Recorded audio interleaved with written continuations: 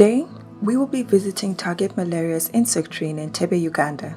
Target Malaria's work in Uganda is led by the Uganda Virus Research Institute, UVRI, and the Insectary is within its premises.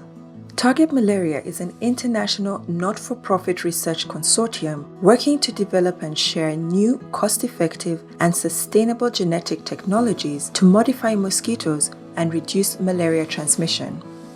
The project brings together several research institutions across Africa, Europe, and North America, including UVRI.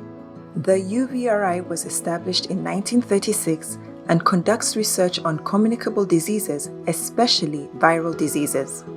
The institute has a department of entomology and vector biology, which focuses on the study of various arboviral vectors and is noted for the discovery of several mosquito-borne diseases. The institute's findings inform government strategies for vector control. The Insectary is a standalone, self-contained facility which was first launched in July 2019. It is currently used to conduct analysis on wild-type Anopheles gambia mosquitoes, one of the main vectors of malaria in Africa. This work helps understand local mosquito population dynamics and inform modeling and genetic studies. Following regulatory approval, the Insectary will be used to carry out studies on genetically modified mosquito strains and support the field evaluation studies if the research progresses and these are approved. Amanya gange nze Dr. Kato Agapitas. Sanyiso kusinkana sebo nanga amanya gange nze Mawanda Nasiri. Mawanda Nasiri. Sanyiso kulaba hayi. Tusanyiso kulaba mu Insectary yaffe eno. Safety is paramount at Target Malaria. Before any visitor is given access to the Insectary, they must watch a short presentation that introduces them to the project and lays out the rules and guidelines to follow when visiting the Insectary. After watching this presentation, visitors must sign a waiver. They are then officially ready to enter the Insectary. The Insectary is equipped with a number of safety features to ensure regulatory compliance. The facility has restricted access and window openings are sealed. The vestibule, which is the only room leading into the ACL2 premises, is equipped with a double lock and airlock system, which ensures that no insects can get through it. There are static mosquito traps on the wall to ensure that any mosquito that gets to this point is trapped. Handheld electric mosquito traps are also available to serve as an extra verification that no mosquitoes are introduced or escape. This is the wash-up room. All wastewater from the ACL2 area drains through a special filtration system that prevents mosquito eggs, larvae, or pupae from being washed into the environment. The room is also fitted with an autoclave to take care of all solid waste and a washing machine to treat protective gear after use.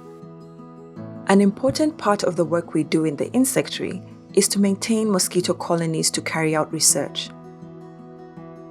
This room currently houses a wild-type colony of mosquitoes. Younger mosquitoes, in form of pupae and larvae, live in trays whilst adult mosquitoes are kept in cages.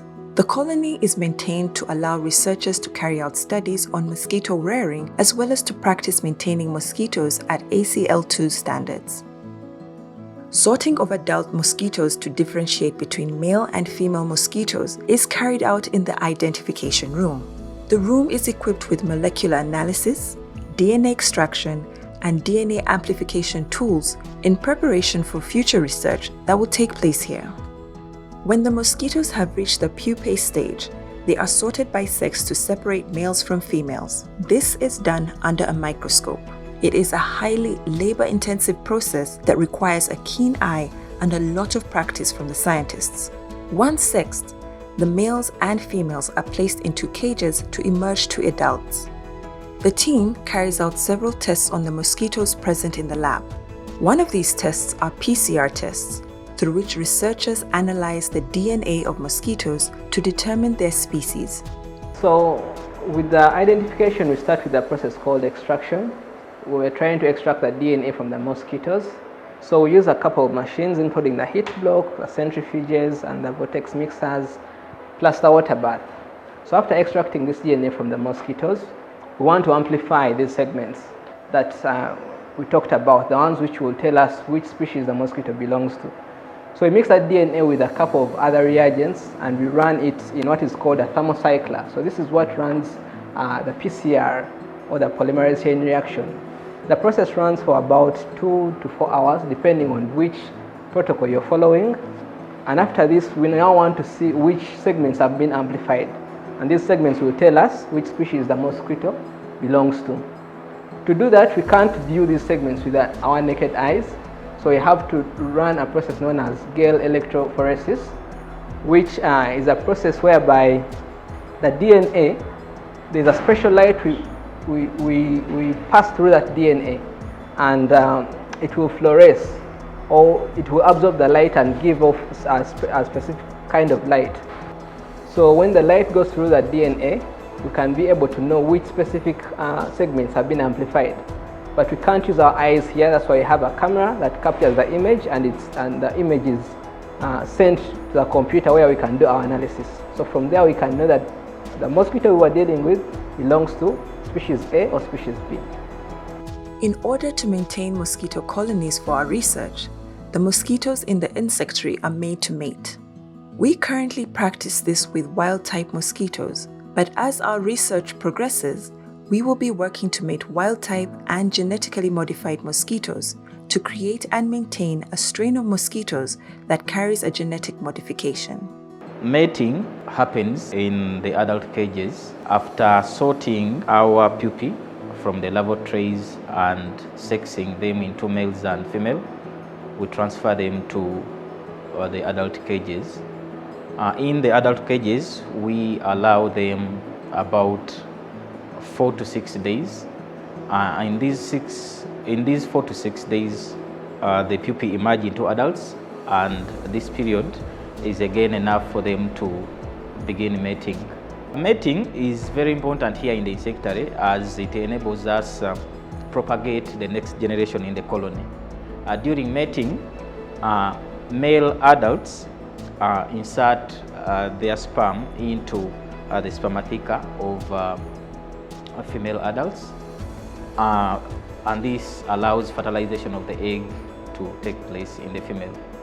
What happens is in this way we are able to obtain viable eggs that are hatched and reared to give the next generation of the colony. Mosquitoes also need to feed, and the team feeds the larvae on pellets suspended in water. Once they have grown into adults, they are maintained on a 10% sugar solution. In addition, female mosquitoes receive a blood meal to ensure reproduction. The team monitors environmental conditions in the insectary using a digital system. The system monitors temperature and humidity. The optimum temperatures for mosquito growth in the facility are 25 to 28 degrees centigrade, while relative humidity is maintained at 65 to 85%. Termination of mosquitoes is aimed at management of mosquito stocks in the facility. Surplus larvae and pupae are terminated by immersion into hot water, while aged adult mosquitoes in cages are terminated by spraying them with ethanol. These are then disposed of as solid waste in waste bins prior to autoclaving and incineration. Haji, Sebo, ekifo kyaffe kyekyo nga bw'okirabye. weewaawo Sebo, eyanziza nnyo. Community interest in our work is always encouraged and allows us to remain accountable and transparent in our work. While we welcome visitors to the insectary, we need to manage the number of visits in order to minimize disturbance to the mosquitoes and to our team's work. We hope this video gave you a better understanding of our work and answered some of the questions you may have had. At Target Malaria, we are committed to being open and accountable as we work to develop an innovative tool for malaria control.